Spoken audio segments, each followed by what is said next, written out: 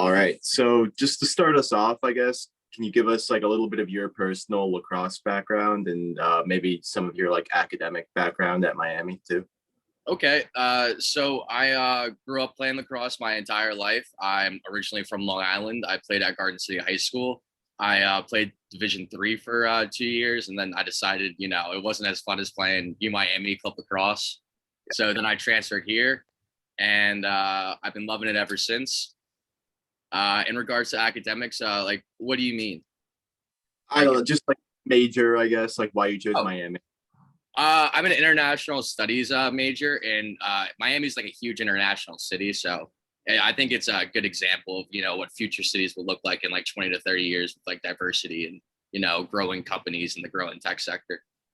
Yeah, definitely. How does playing at Miami compare to playing D3?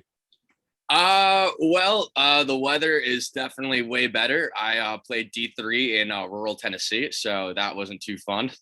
And but what I was going to go on about Miami is we really haven't had a program the last 2 years because of COVID and because of low numbers. We were actually kicked out of the MCLA 2-3 years ago because we forfeited a game against Florida State, and they were just like, "Oh, you guys are out." Yeah. So I haven't even gotten to play a game yet at Miami. We're just like trying to like build the program right now.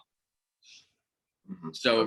So like last year was like our first year, like starting the programs like rebuild, and we had over 50 members and over $70,000 in dues.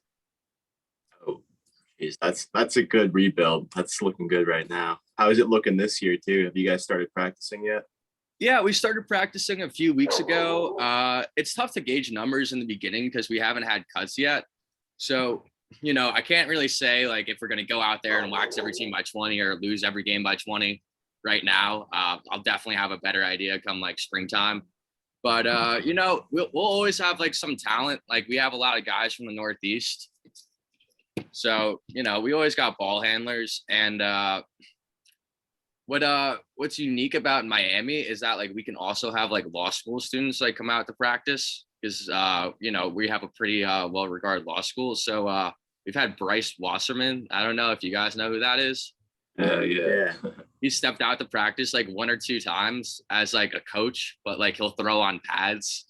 And then just bull dodging wearing like all like his chaos stuff. And yeah, it's I mean the cool thing about club, which I like, is you get to play like older guys, younger guys, like it just like all bros, like just people just want to play lacrosse together. Like doesn't matter if you're a law school student, nursing, graduate school, like you can come together and play and ball out here.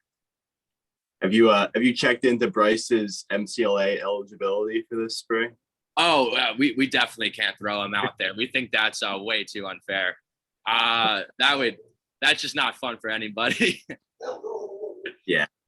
But I think he couldn't play because he did 4 years at Monmouth. So yeah, that makes sense. You can't give them in a COVID year for law school club lacrosse. Yeah. So you meant like we talked about practice a little. How often are you guys practicing in the fall, and what's the plan for the spring? So right now we're practicing for 3 days a week, Monday, Tuesday, Thursday, for an hour and a half a pop. Nice. We're gonna look to add another practice, I believe, come springtime when we start playing games. Let me pull up the schedule real quick. I think our first game's like February 12th, if I'm not mistaken. Or no, February 20th against USF. Oh, nice. So we'll have a better picture by then. Mm-hmm.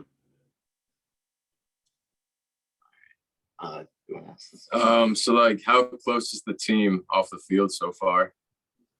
So, that's the thing with like the newer guys, like the younger guys are like closer together. But like, some of the older guys got like disenfranchised, by the club folding a few years ago. So we've been really trying to like build that back. Like we've had, a bunch of kickbacks at, my house here, like a bunch of pool parties. We just try to like keep it chill. Yeah. Nice. So when you guys are practicing too, where do you guys have like your own club fields and stuff, or what type of facilities are we talking about? We practice on the IM fields with like the other clubs. Yeah.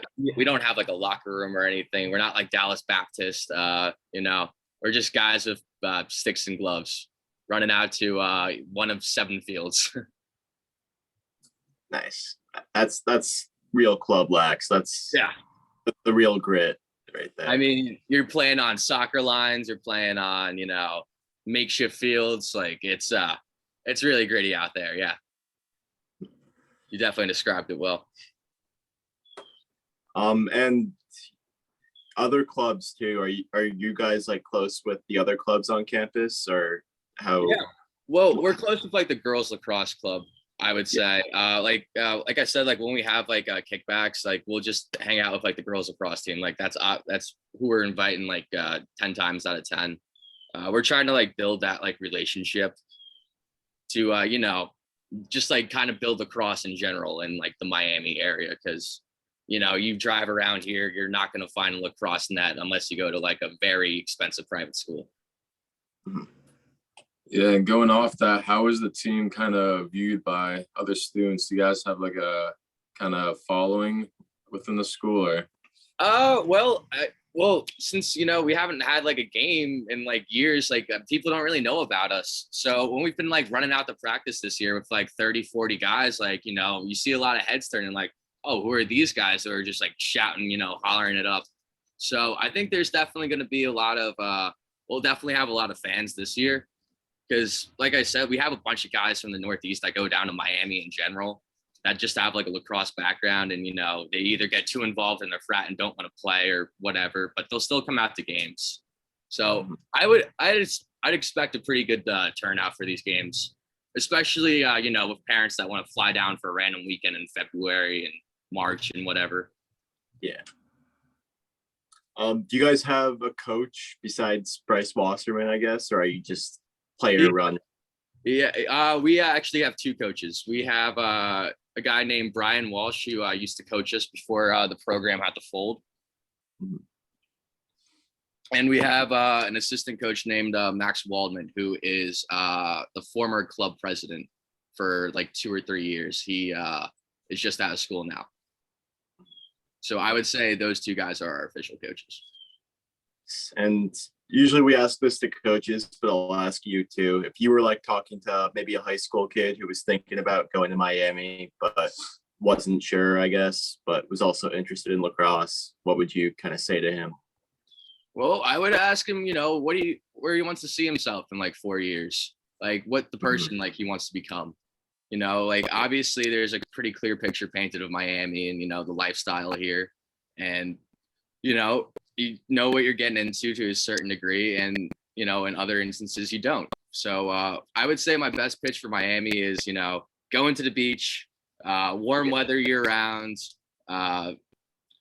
It's the second most visited city in the US for international tourists, so there's always something happening. COVID didn't exist here for the last year, so everyone's been like coming down here. But to like the high school student, I would say, just decide like what level you want to play at. If you want to get really competitive, club, like we might not be the team for you. Like, as you posted about Dallas Baptist and, Liberty and like, all those clubs that are basically not really club teams.